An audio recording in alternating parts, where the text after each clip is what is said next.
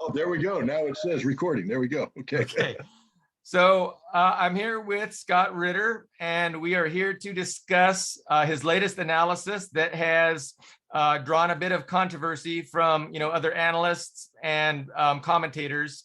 I was very, very honored and thankful for Scott to agree to come on this platform and just kind of talk about his perspective of the controversy and of the detractors that are questioning his analysis and imputing his motives and things like that.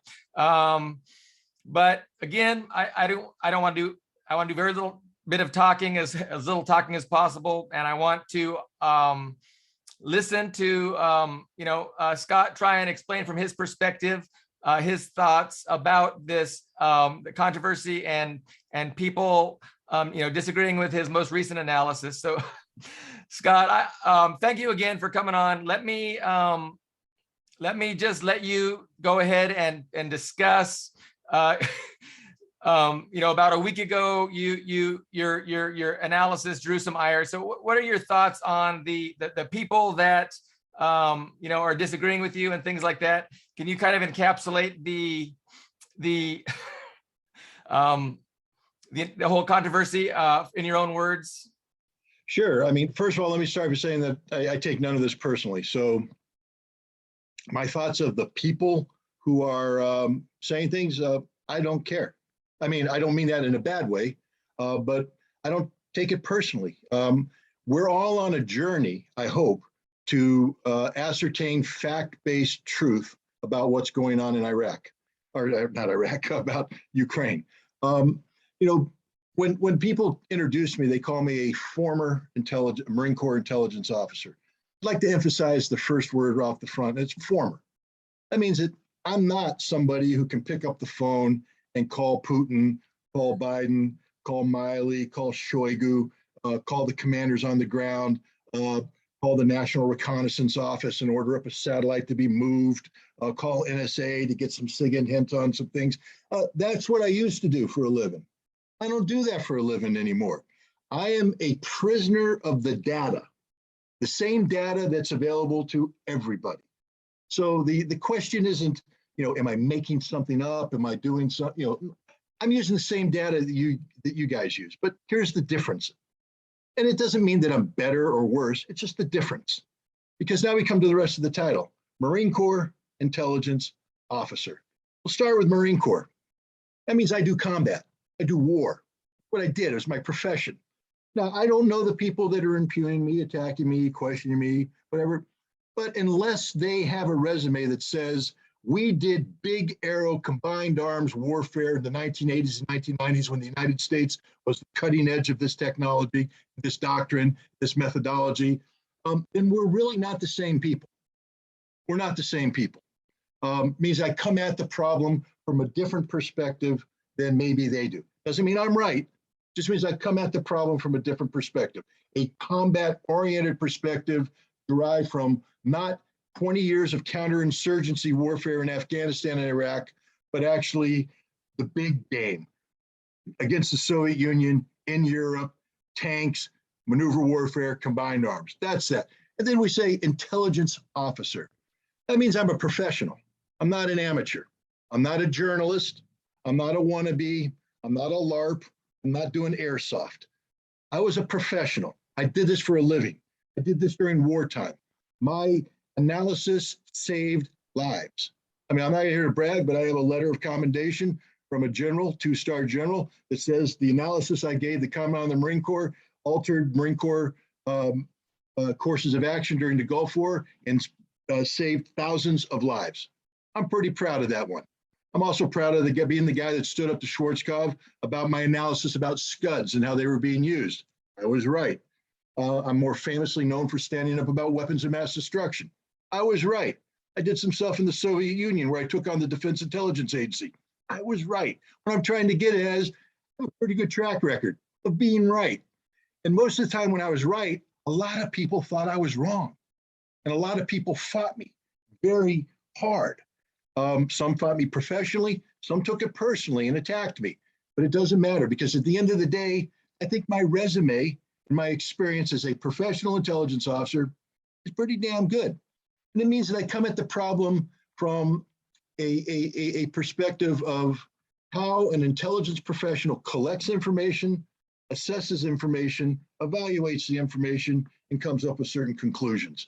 So I'm not making it up as I go along. I'm not, spur of the moment kind of guy. Now, one of the things in the intelligence profession is that it's a constantly evolving situation. So when we start, we have a collection plan based upon essential elements of information, et cetera. And we collect information based upon certain questions that we put out there. Then we bring the information in, we evaluate it, we process it, we disseminate it, and then we get feedback.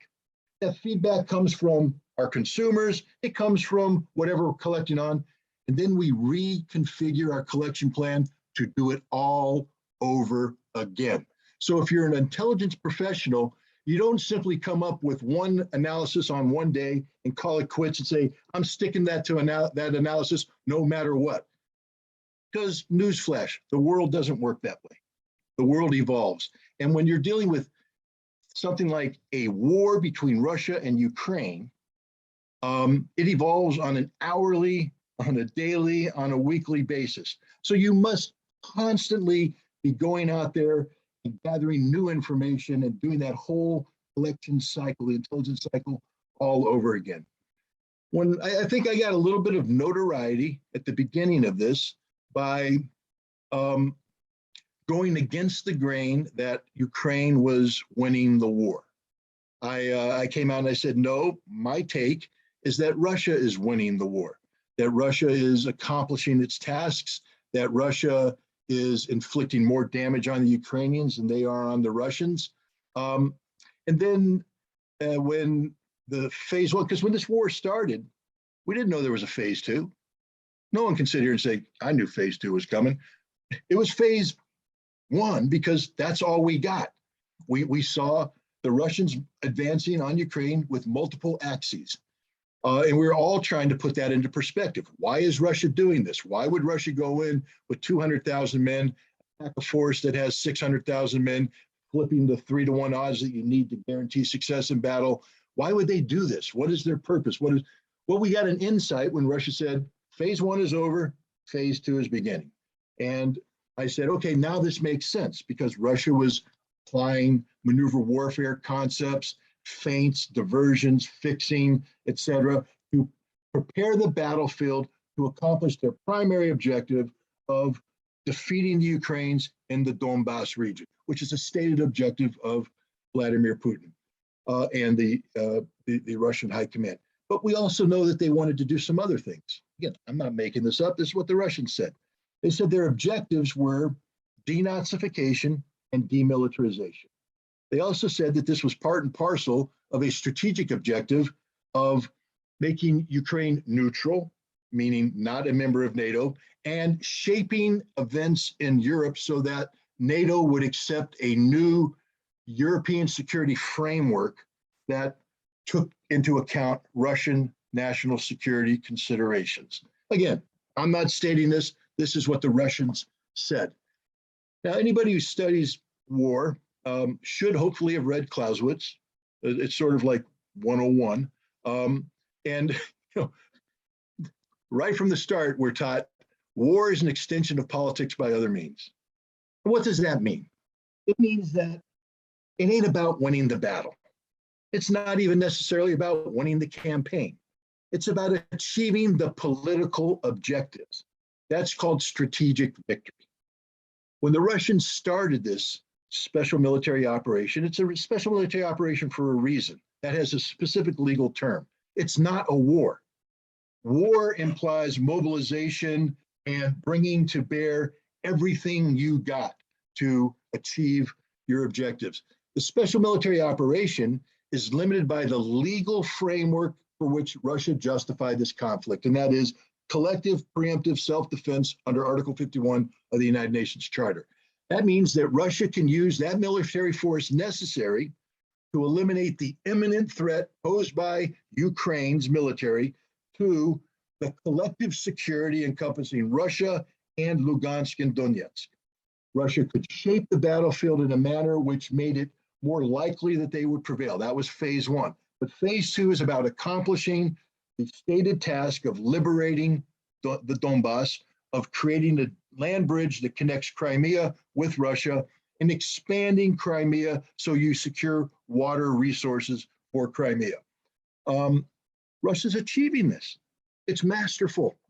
Anybody that says it's not doesn't know what they're talking about. It's a stunning military victory that I believe will be studied for some time now. Not too many people understand what the truth is on the ground there. The Russians are going up against a defensive line that is as developed and fortified as any that's existed in the history of modern war. We're talking about interlocking defenses, concrete reinforced bunkers, trenches, artillery with pre-registered fires. The whole works is there, and the Russians are dismantling it piece by piece by piece. And they're maximizing enemy casualties, minimizing their own. Good. Now, the interview that has caused problems with people is an interview I believe I gave to Garland Nixon, together with Ray McGovern. And this is right after the United States did two things. One, Lend-Lease. The president signed into effect a Lend-Lease law. And to give you a brief history of that, Lend-Lease dates back to 1941, March, when Franklin Delano Roosevelt unleashed the arsenal of democracy in support of Great Britain, later the Soviet Union, and China, so that they could build up their military capabilities sufficient to defeat Nazi Germany and Imperial Japan. It's a big ticket item. It's a big deal. And Congress breathed new life into this legislation and gave it to the president, which means that the United States is now in business of activating the arsenal of democracy in support of Ukraine against Russia. Anybody who doesn't understand that this is a fundamental game changer doesn't understand what I just said. Now we're going to put some numbers to this. Prior to this special military operation taking place, the United States was providing between 100, 200, 300 million dollars of military aid to Ukraine per year. This was a mix of non-lethal aid, trucks, things of that nature, and lethal aid, javelin missiles primarily, and things of that nature, counter-battery radars. And we viewed that as a lot of money. Hell, a president got impeached over it. I mean, big deal, lots of money. Okay, now I'll give you another number. Russia in 2021 spent $43 billion on the totality of its defense budget. The totality of its defense budget. That's strategic nuclear arsenals, submarines, ships, aircraft, defense industry, and their regular army. $43 billion. From the start of this year until the start of May, basically 4 months, the United States has provided Ukraine either directly or we've allocated $53 billion worth of military assistance. That is $10 billion more than what Russia has spent on its military for an entire year. I'm a Marine, and maybe numbers don't come easy to me, but I'm just saying that if you don't think turning over $53 billion of military assistance has a meaningful impact on the battlefield, then I literally want to know what brand of dope you're smoking, because I want some. It's got to be good. Now, let's parse the numbers out, because I know people say, well, wait a minute, it's old stuff. Hell, I've been saying it's old stuff from day one. I've been saying don't worry about much of this stuff, because you're given a Vietnam era M113, there's not a Ukrainian in their military that knows how to repair that engine. Not one. And we didn't give them enough time to learn how to do that. So we've turned old equipment over with refurbished engines. What happens in combat to engines? They stop working. They break down. And if you don't have the mechanics to repair it, that becomes a death trap. And I've said that. You're condemning Ukrainians to die by sending over this old equipment. We've given them javelin missiles by the thousands, upwards of 8,000 of them.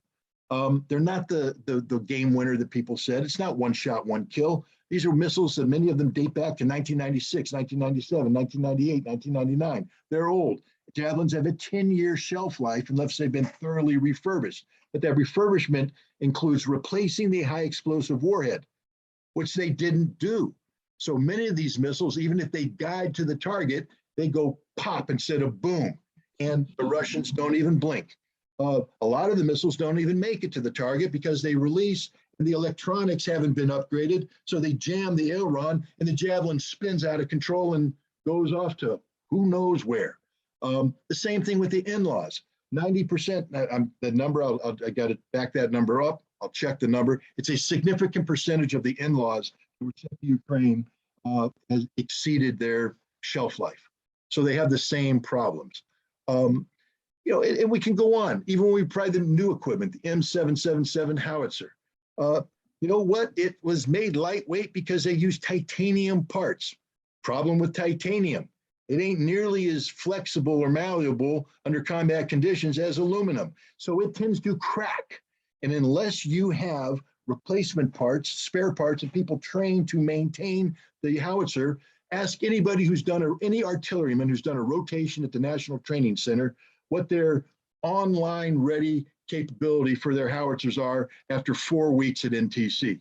And they're going to tell you, crap, everything breaks, everything's down. We got to pull it out. If we're not pulling our howitzers out of the line during the rotation, we're going to lose all combat capability. So it's a constant maintenance problem. And you don't train somebody with a train the trainer program, which is what we started with, on how to maintain this. So they get the howitzers, they put them into combat, and they're going to break. Ukrainians can't maintain them. That's an issue. And we can go on and on and on. And so I think I'm on the same page with these people, except when I say $40 billion. Because you know what happens when you have $40 billion worth of equipment? When it breaks, you throw it away and you bring in the next piece. You don't care. Not only that, much of the equipment that they're talking about now is not the old stuff. That was our second phase of arming the Ukrainians. We went from giving them hundreds of millions of dollars of light weapons to saying, oh my God, we've got to up the ante, but we can't be seen as being too provocative to Russians, so we're going to give them old stuff. And we had to do it quickly. So we rushed the training, we gave them the old stuff, and I went, I'm not too worried about that either. Not a big deal. I also believe the Russians would be very good at interdicting this stuff, that when it came in, they had great intelligence, they would find it, they would blow it up before it got to the battlefield. Then a couple things were happening. One, the stuff started appearing on the battlefield in a meaningful way. And when I mean meaningful, it's killing Russians. So all those people that say this would never have an impact, we were wrong. They're killing Russians, not in numbers large enough to change the ultimate outcome, but when you're killing the enemy, you're doing something right. And from the Ukrainian perspective, we're giving them the ability to kill Russians, which means that you're disrupting the Russian flow of action, you're disrupting their operations, and you're forcing them to change what they were doing. So that's going to lengthen the conflict. And the longer this conflict on, we come to the third phase of rearmament, because now we're giving the Ukrainians the good stuff, top of the line stuff. Thanks to Lend-Lease and this money, they can buy brand new equipment, the same stuff the U.S. Army's getting. Fact is, they have priority over the U.S. Army now. So they're getting the brand new stuff, the good stuff, and they're not doing the train-the-trainer stuff anymore. They're going to Germany and Poland and getting 40-day training courses, 60-day training courses. And remember, this isn't a raw recruit we're talking about. We're taking a professional Ukrainian soldier who's already been through basic training, advanced training, and combat, more combat than any American's seen in terms of real combat. And we're taking them and we're giving them 40 days of intensive training on how to use a specific piece of equipment in a war they already understand. So they already are able to envision how they want to use it, what the threats are, et cetera. That's a long time for them to get better. So now we look at this again. I don't believe that changes the outcome on the battlefield because it's too little, too late. It's not going to be enough. But what it's going to do is lengthen this war. So now we come back again, what I said about the special military operation. It ain't war. It was a special military operation conceived at a time when they were dealing with a finite number of Ukrainian forces equipped to a certain standard, receiving a certain amount of military assistance, primarily in the form of light missiles, with an expectation that this was not going to escalate. If you remember, the United States was saying, we're not coming to Ukraine's defense. Jan Stoltenberg, NATO's not coming to their defense. All the hesitation in the various capitals in Europe. We don't want to irritate the Russians by giving them heavy weapons. So there was no expectation that within that Ukraine would still be fighting in 4 months, and B, Lend-Lease, the arsenal of democracy, would be opened up for them, and C, it would be getting $53 billion. There are things happening on the battlefield that maybe the average American and maybe some of the critics aren't observing or acknowledging. The concept that that Ukraine is a no-fly zone for the Ukrainian Air Force, and that Russia dominates the airspace. This is wrong. The Ukrainians are still capable of shooting down Russian aircraft. They do on occasion. The Ukrainians have sophisticated air defense, primarily S-300s, but now they're getting Rapier systems and other systems. They've got Stingers. They've got the British have sent Brimstone. So they've got good air defense capability in place that is getting queued up, which means they have some sort of radar that's picking the Russians up. So it's not a no-fly zone. But maybe people don't understand that the Ukrainians are flying more than 30 sorties, the Ukrainian Air Force, 30 sorties a day from a half a dozen airfields. Now, I don't know what kind of no-fly zone people think's going on there, but when you have the object of the no-fly operating from 6 airfields, flying 30 sorties of Su-24, Su-27, Su-25, MiG-29 aircraft, something's going on. That means that the Ukrainians are still in the game. They're still fighting. They're not winning, but they're still there. They haven't surrendered. They haven't folded. They haven't flipped. Why is this important? Because Russia's phase 2 is about to come to an end. Russia's pretty much liberated the Donbass. They're in the process of closing the final cauldrons. I think today they surrounded around 5,000 guys, 500 people surrendered at one place. They've made important penetrations in others.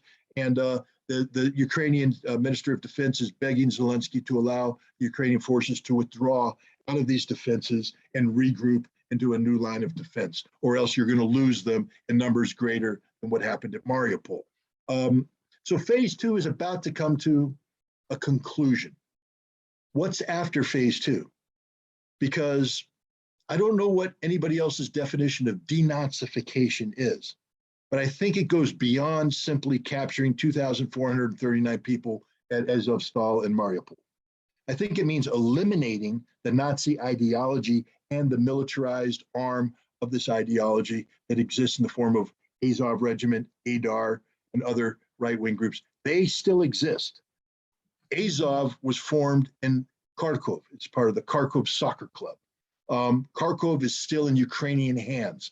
The Kraken Battalion, an elite Azov reconnaissance unit, is still operating. So are other Azov-affiliated units. So if phase 2 comes to an end and we see that the Nazi-affiliated units are still in play on the battlefield, and we see that Zelensky, having banned all political parties except the Nazi-affiliated parties, we have to acknowledge that not only has denazification failed, but that Ukraine is more Nazi today than it was when the conflict started. So military objective of denazification has not been accomplished. 2, demilitarization. I think I've said right up front, Russia's winning the fight in eastern Ukraine. They are killing a battalion's worth of Ukrainian troops a day. They just had 500 people surrender. They've surrounded thousands, and they're in the process of surrounding thousands more. But that's not it, man. Ukraine has pulled back some of their most capable combat units into Western Ukraine, and they're re-equipping them, refitting them, getting them equipped with modern weapons coming in from Europe. Not only that, today we find out that Poland has dispatched 2 battalions of Polish volunteers with modern weaponry, Rapier air defense systems, modern tanks, et cetera. 2 battalions, part of a 15,000 man recruiting effort that the Polish government has undertaken in support of the Zelensky government. The Ukrainians have passed a law that allows Polish pilots to suddenly identify themselves as Ukrainians and come in and fly aircraft. So if you think, well, the pilots they got are garbage. So what if they fly 30 sorties a day? These are new pilots, all they're good ones. Oh, these are NATO-trained Polish combat pilots. So demilitarization, what that meant to the Russians was eliminating the NATO infrastructure that had been imposed on the Ukrainian army. For 7 years prior to this conflict, NATO trained the Ukrainian army. So many Ukrainian forces were trained to NATO standards, etc. Demilitarization meant that these units would be either destroyed or demobilized, dismantled. That process is taking place. We see that. But as we speak, Ukraine is rebuilding its army with the assistance of NATO, absorbing NATO combat forces. If that's called getting rid of NATO infrastructure, I need to relearn the English language. There is no demilitarization taking place. Ukraine is remilitarizing thanks to the support provided by NATO and the strategic depth. And this is another thing that people aren't wrapping their minds around. We used to think that all Russia had to do was blow up some warehouses in Western Ukraine and you solved the problem, because NATO said, we don't want to get involved. We don't want to make the Russians think that we're part of it. Well, they are involved now. Poland and Germany have provided strategic depth where thousands of Ukrainian soldiers go without fear of being attacked to be re-equipped and retrained. And then they're fed back into the battlefield. So there is no effective demilitarization. Now we come to the strategic objectives. Is Ukraine neutral? No, Ukraine is more NATO today than they have ever been. Has Russia won such a significant victory that NATO is ready to concede the need to give in to the Russians on their vision of a European security framework? No, the exact opposite. NATO, feeling invigorated by the continued resistance of the Ukrainians, are talking about pushing troops forward. Hell, they're so cocky, Poland sent 2 battalions of troops to fight the Russians on the front line. So now we say, okay, so the Russians are winning the war on the ground. They're about to achieve all of their phase 2 objectives. What I was saying is that ain't enough. That this is a game changer. Things have happened. I'll give you another game changer. When the war started, we were supplying strategic intelligence to the Ukrainians. That is, we would give them big picture, big arrow indications of what the Russian intentions were, etc. Today, we are providing them with real-time tactical intelligence that enables them to sink warships, launch helicopter assaults through the Russian air defense system into Russia, and target Russian generals by name on the battlefield. Real stuff, real intelligence. That's a game changer. Now, when I use the term game changer, I think a lot of people said, well, that means Ukraine's going to win. No, it doesn't. Have you no clue what a game-changing event is? Let's imagine for a second we have the Super Bowl, and Tom Brady was on injured reserve. Greatest of all time, but he's not playing the first half. So they're going to start Scott Ritter. And Scott Ritter may be competent, but he's no all-star quarterback. But you build your whole game plan around taking on Scott Ritter. And Scott Ritter comes out, and at the end of the first half, I get injured, because that's what happened when they put 60-year-old men on the NFL playing field. Tom Brady, on the other hand, has a miraculous recovery and says, I'm ready to come back in. So the second half, they start with Tom Brady. That is a game-changing event. It doesn't mean that that team is going to win. What it does mean that in order not to lose, the other team has to adjust what it's doing to compensate for a new reality. So now let's come to the bottom line here. I'm a professional intelligence officer. My job was to gather information and evaluate information, and then continuously evaluate it, coming up with new assessments that were dictated by the facts on the ground, not by what I believed, wanted, motivated, whatever. Facts on the ground. And any person who has a modicum of understanding of the intelligence business has to acknowledge that the situation that exists in Ukraine from a strategic military perspective has changed significantly than what it was when it started. And if you aren't adjusting your assessments based upon this change, then you're trapped in the past and your assessments aren't worth the paper they're written on. So that's where I'm coming from. I apologize to anybody I offended. My job, I'm not here to offend anybody, but the bottom line is I'm not a lightweight. I don't speak from the hip. Sometimes I get emotional. Sometimes I do knife hands. I'm guilty of that. I don't have any motivations. Nobody's paying me to change my mind. And the other thing that's not happening here is I don't give a damn about viewerships. You know, I'm on your program. You invited me. I'm happy to be here, but I'm not here to get clicks. I'm not here to get viewers. I'm not here to do any of that. I'm here because a guy I like, a guy I respect asked me to come on and discuss this issue, and I'm here to discuss it. But I don't have any motivations of, ooh, I've got to twist this, say this, do this to get more viewers. I don't care. I really don't. I'm glad if this works for you guys. I'm glad it works for anybody whose podcast I go on. I hope they get all the viewers they want. But I don't care. It's not what I live for. So anybody who questions my motivations, now it gets a little personal. And I do take umbrage at that because that questions my professionalism. And, you know, if anything, look, I acknowledge a couple things. One, I'm 60 years old, so my brain ain't what it used to be. Two, I haven't been in the business for a long time, so my skills might be a little rusty. Three, I have absolute incomplete information. Absolute incomplete information. So, you know, garbage in, garbage out. I'm only as good as the data I can get my hands on. But I do have a plan. I do have a system. I do have a program that historically has produced very good results. So I feel competent and confident enough to go public about this. Do you think I'd actually be speaking about this if I wasn't comfortable with my conclusions, if I was guessing, if I was making it up?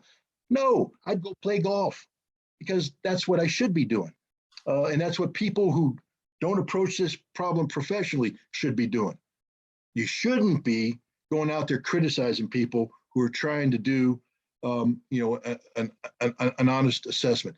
That doesn't mean that you have to accept what I say at face value. I think I've said this before. I want you to take the opposite approach. Without attacking me personally, I'd like you to view me as a Russian agent whose job is to come on all the podcasts I can and spread Russian disinformation. My job is to lie to you, throw things out there, make it sound convincing. And what I need you to do as the audience is to say, hey, Ritter just challenged us there. Let's double check him.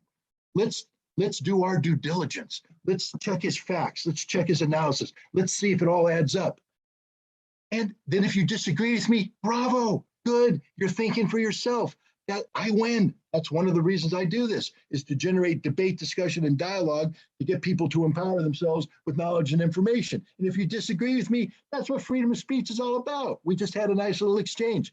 But what doesn't work is when I say something and you, without doing any due diligence, any background, you just knee-jerk reaction, say, well, that was different than what he said when it started. Well, guess what? The war is different than what it was when it started. So you're going to get differing analysis. And if this war's still going in 4 weeks, call me up and I bet you have a little bit different spin on it because it's going to change. You know, it seems obvious to me that that's what you're about, right? That you're here to just give your honest assessment. And in my opinion, we are tremendously fortunate being, you know, stuck with CNN and Fox as our alternative to have people like you and the other analysts that disagree with you and the ones that even question your motives. You know, like, I appreciate all the analysts that bring, you know, thoughtful discussion. But yeah, no, it's frustrating for me. I want everybody to get along and understand we're all on the same side, trying to comprehend truth and understand what's going on. So you you just did a tremendous job of laying it all out there. I definitely can't improve on that.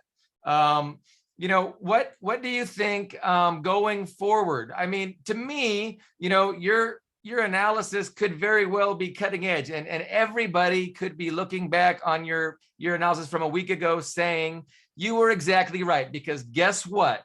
Putin went to the Duma and he got some legislation enacted that allowed for him to, you know, increase the draft or something to that effect. You know what I'm saying? So do you think it's likely that is something that could happen from the Russian side in order to deal with the Lend-Lease 2.0 here that, the U.S. is pushing? When we look at Russia, I'll answer this by going back. If you remember in November, December, January, the U.S. government every day, Russian invasion is imminent, imminent, imminent. Hell, they even gave us days. It's going to start at 4 a.m. on Tuesday. Right. It didn't. And I kept saying, no, it's not imminent. Let me tell you how what has to happen before we can even talk about it. Yes, they're building up forces. Yes, they're building up capability. But Russia's a very legally driven society. Putin is not a dictator. He's a president. He has executive powers that are granted to him by the Constitution. But so does the Duma. Oh, that's a rubber stamp institution. Not as much as you think it is. And how about the Russian military? They do anything Putin says. No, they don't. They do anything the commander-in-chief says that's legal. And one of the big things is the legality of deploying Russian troops outside the borders of the Russian Federation. This is a big deal. So in order for Russian troops to go into Ukraine, certain things had to happen.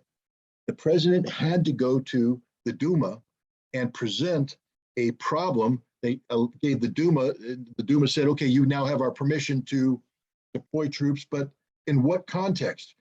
He had to do that to go into Syria. People think that Putin just picked up the phone and sent the Russian military into Syria. No, he had to go to the Duma. The Duma had to pass legislation, and it gave a very limited deployment capability. And any change in that, the president has to go and get the changes. So there had to be an intervention between the president and the Duma. And then the other thing is, how do you justify this? Russia is a nation that claims, at least, that they adhere to international law, which means that in order to go into Ukraine, they would need an Article 51 authority, unless Ukraine attacked them, and then they have Article 4 defenses. But Article 51 is preemptive self-defense. Ukraine's not threatening to attack Russia. Now we have to get to preemptive collective self-defense. Okay, that one works, but now you need Donetsk and Lugansk to apply to the Duma to recognize their independent status. And then when that happens, it has to go to the president who recognizes it. And now the president can articulate collective self-defense preemptive, because that's preemptive against these two newly declared independent entities. The point I'm trying to make is there's a whole bunch of stuff that had to happen that was knowable and detectable before Russia intervened. Now, it could happen in the course of several days. But to sit there and say that it's an imminent invasion without any of that happening means you don't know anything about Russia. You know nothing about Russia. And I would say 9/10 of the people who comment on Russian affairs today don't know anything about Russia. Now, we come up to the present day. Russia is still constrained by the special military operation. So when phase 2 objectives are met, people say, well, Russia can just go on to Lvov. How? How do you justify going to Lvov if your whole legal premise was preemptive collective self-defense to prevent the Ukrainians from launching an offensive military operation against the Donbass? If you just destroyed the Ukrainian military forces that were going to do that, they're no longer a threat. There is no longer an imminent threat. Therefore, you have no legal justification for continuing this conflict. That's a problem that Russia is going to have to address, because if they simply stop this after the liberation of the Donbass, this is a never-ending conflict, because Ukraine has not surrendered, and they will continue to receive billions of dollars of military assistance and rebuild their military, and this will be a forever problem for Russia. That's what I call a strategic defeat. That's what the United States wants to happen. The United States' objective here is to bleed Russia white, basically to get Russia involved in a forever conflict, a new Vietnam, a new Afghanistan. And if Russia simply says, we're done, we're calling it quits, then they are in a quagmire of their own making. I don't think Russia's stupid enough to do that. I don't think Russia can accept a strategic defeat, which means that there will have to be some sort of intervention by the Russian president to the Duma, seeking broader authorities. And I think Russia was just granted a gift. If it is true that Poland has sent 2 battalions in, if it's true that Poland is in the process of mobilizing 15,000, that changes the dynamic of this conflict. It goes from a simple regional dispute over the security of the Donbass to a broader conflict between a NATO-backed nation and the Russian Federation over Ukraine. And Ukraine's allying itself with Poland in that manner means that I think Putin will eventually declare some sort of general war to exist between Russia and Ukraine, and have it defined in a way that extends into Poland. I think Poland has committed suicide, and also gives authority to deal with the eastward expansion of NATO, which means Russia will have a authorized green light to deal with Finland if necessary, if Finland joins NATO and threatens. And when that happens, you'll see the mobilization of 2.5 million men. And it's a game changer. It's suddenly, NATO's now going to have to deal with a bigger Tom Brady coming on the playing field. So I think that's what's going to happen. I think there's no way Russia can avoid this, because anything less than this is a strategic defeat for Russia, literally a strategic defeat, because they will have not accomplished any of their stated objectives. And even if they try to spin it away, it sounds like Joe Biden declaring victory when the last C-17 took off from Kabul. Really, Joe? That's a victory? Everybody knew what happened. And if Russia stops this fight short, with Zelensky in power, NATO building up a Ukrainian military, Azov battalion still existing, it's not a strategic victory, it's a strategic defeat. I'm sure anybody watching appreciates that analysis. I haven't heard you say that before. I've tried to keep up on your appearances. I haven't heard you predict that. So I'm happy that I asked the question and you offered that prediction. I mean, yeah, a couple million people, that's quite a sizable force. I mean, what can the West do in response to that? I mean, it doesn't look good, and there's just such a better way of peaceful coexistence. But it seems that the West is just determined to they're going to make their stand now, because their chances aren't going to be any better than they are right now. China's only getting stronger. Russia's only getting stronger.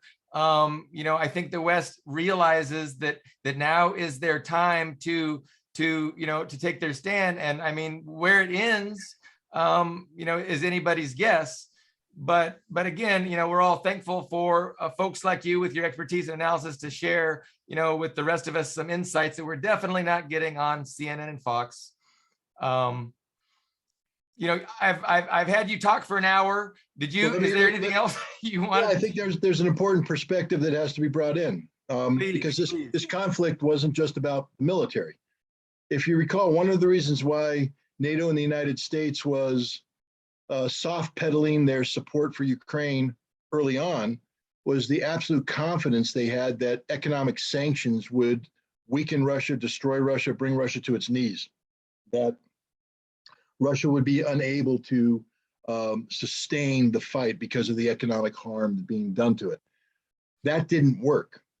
The exact opposite has happened. While things are tough in Russia, they're adjusting to the inconvenience of sanctions, because that's what it is. It means that Russians can't use their Western credit cards. It means that Russians can't rent Netflix. It means that Russians can't order from eBay or Amazon. Okay, that's inconvenient, but it ain't a life-changing event. The Russians still have food in the supermarket. They have a ruble that's stronger than it has been at any time in recent history. Or your high today. A stock market that is alive and well and kicking. Everybody predicted it would collapse and go away and all that. No, it's there. It's making it's extraordinarily resilient given the amount of sanctions that have been imposed on Russia.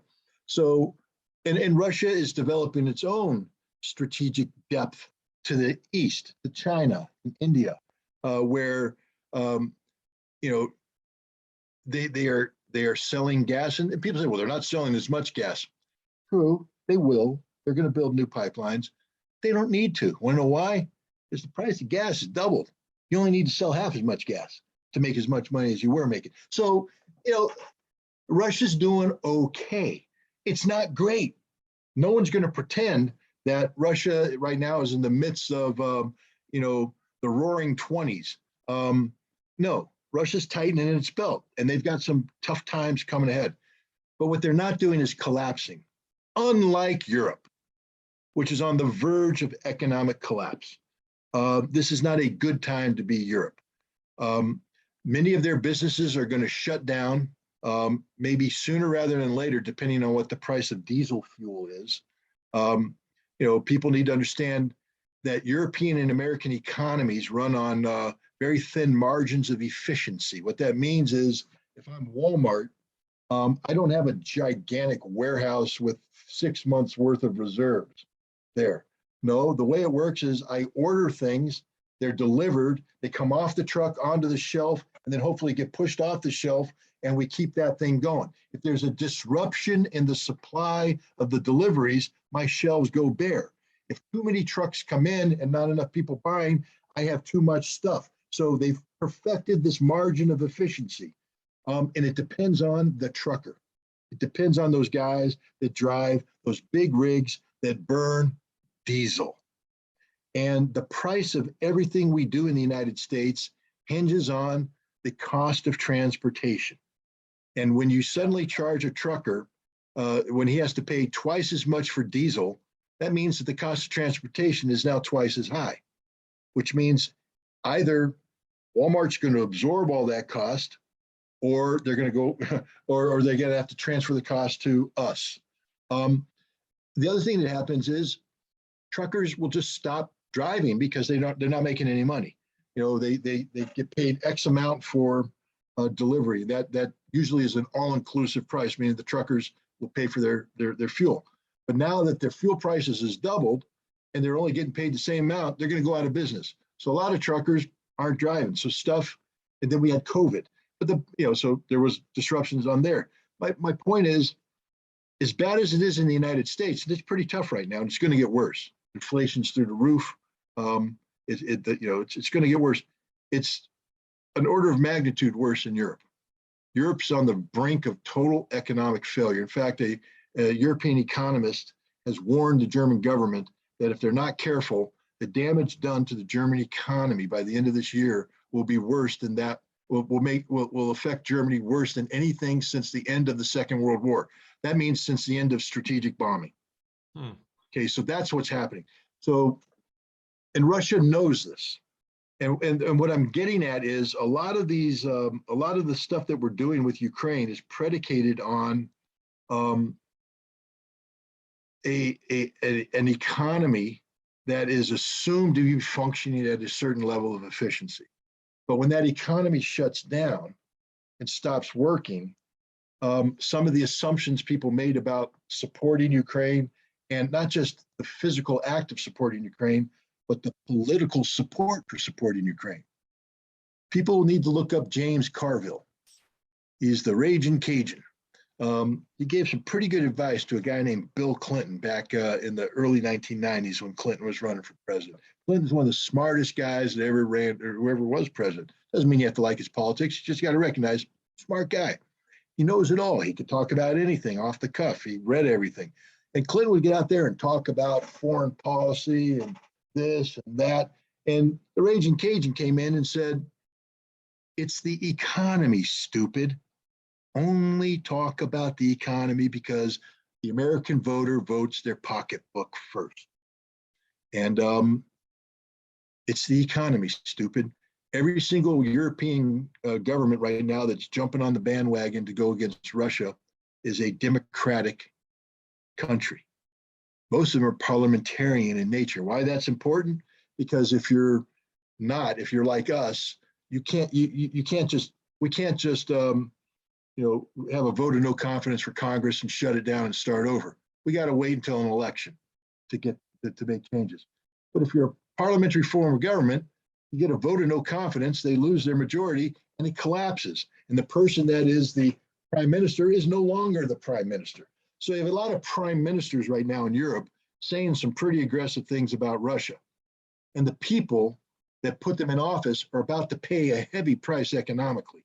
And we haven't even started talking about what's going to happen when it gets cold. Right now, we're still in the it's getting hot phase of the year, which means their air conditioning isn't going to be running like it was. But then comes the cold time, and that's when things really get bad. Not too many of these governments will survive the winter, I believe, unless something dramatic happens to change this economic problem. And so this is going to alter the strategic picture for Russia as well. And if you're Putin, you have to weigh in the damage that will be caused through general mobilization, which will be significant. It's a big political price, it's a big gamble, and it starts a process that is destructive for all parties involved. It's not as if Russia mobilizes and everything's roses for them. Russia will mobilize and their economy will suffer because now you're taking manpower out of so the industries won't be as efficient. There will be political backlash. And there's going to be war, and war destroys things. So Putin may very well make a decision to slow roll the Ukrainian conflict, meaning that people like me are saying you're suffering strategic defeat. And if he totally called it quits, maybe he would. But he may slow roll phase two to let the economy kick in, to let the economic factor kick in, and then start playing some political cards. I think an important thing for Putin coming up is what's going to happen at the NATO summit at the end of June in Madrid. Is Turkey going to stick to its guns and keep Finland and Sweden out of NATO for the time being? That's a game changer for Russia, because if you don't have to worry about dealing with Finland and Sweden from a military technical standpoint, you have simplified now the military posture equation on how to deal with Poland. So maybe you don't need general mobilization. Now you only need partial mobilization. And so, that, and then the other thing is, what enthusiasm is there going to be in Europe for backing Poland on this really audacious, irresponsible action they've taken?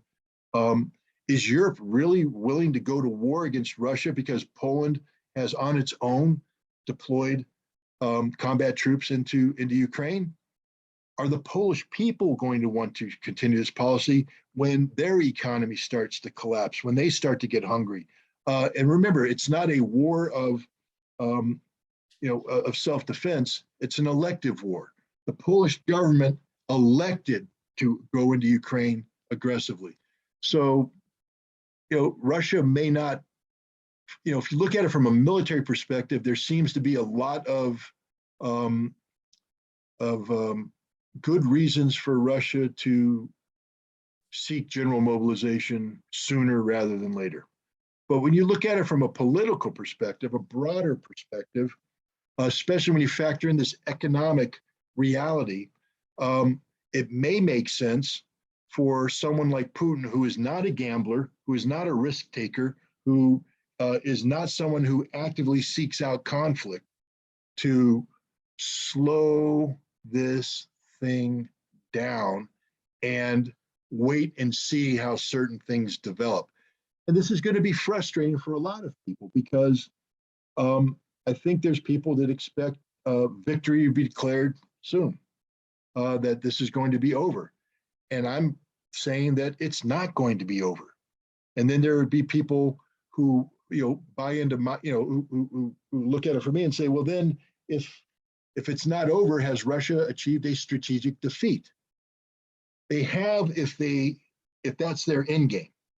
But if Putin is going to slow roll this thing out and stretch phase two out now for another several months, say through August, September timeframe,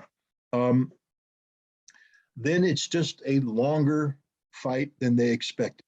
But Russia will have to make adjustments, because how are they going to deal with the new Ukrainian military? How are they going to deal with Lend-Lease? How are they going to deal with the Polish mobilization? These are these are questions we don't have answers to right now. And until we know what the answers are, these are unresolved issues that any intelligence professional would sit there and say, I need to know more about this before I can make an absolute conclusion about other things happening. So there's a lot of unknowns out there that are still being collected on. Well, Scott, tremendous analysis. That is precisely why I asked you to talk about this with me. Thank you so much for coming on. Is there anything else you wanna? I don't want to rush you off. Like if you have more to say, I am glad to sit here and listen. I learned so much, listening to you. So, but it's been a little bit over an hour. So, anything else that has entered your mind that you wanna get out there? Well,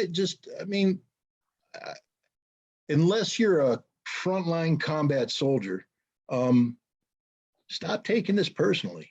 I mean, we're all a bunch of people looking at this long distance, and not too many of us have relatives in the fight, so it's not like this is a deeply personal thing. We can have strongly held opinions or whatever, but just respect the fact that everybody's trying to accomplish the same mission, which is to find a fact-based understanding of a very complex problem that you're not going to get from the mainstream media. I think we're all here because the mainstream media has failed us. They aren't doing their job of doing what we're trying to accomplish here.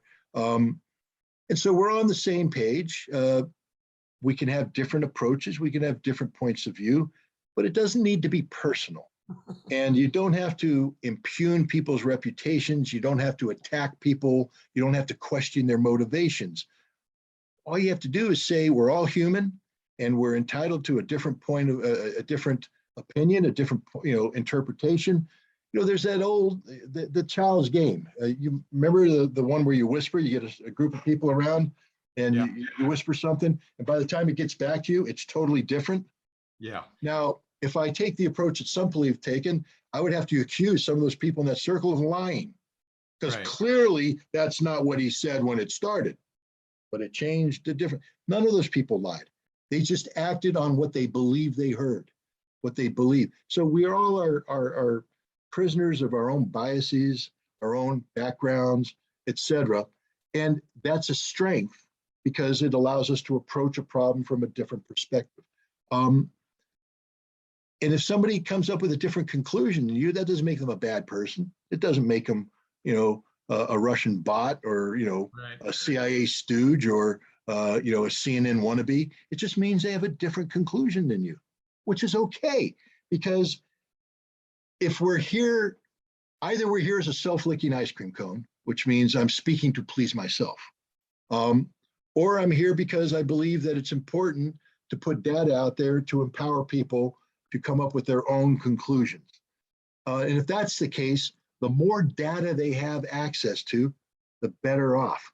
So it's good that there's different points of view out there. It's good that the audience is challenged by a plethora of differing opinions, because then it forces them to do their own due diligence, to do their own assessment and decide which point of view they believe has been more strongly sustained in the process. And this is all a good thing. This shouldn't be a poisonous experience. This should be a liberating experience. And that's all I'm going to leave you with is, man, stop taking it personally, stop attacking people, and just start, doing a better job of assessing data. Thank you so much, Scott. It's an honor to have you on. And the contribution you make to the discourse is literally invaluable. So I appreciate your comments. I'm sorry I didn't give you the last word. I'm going to hit stop recording now.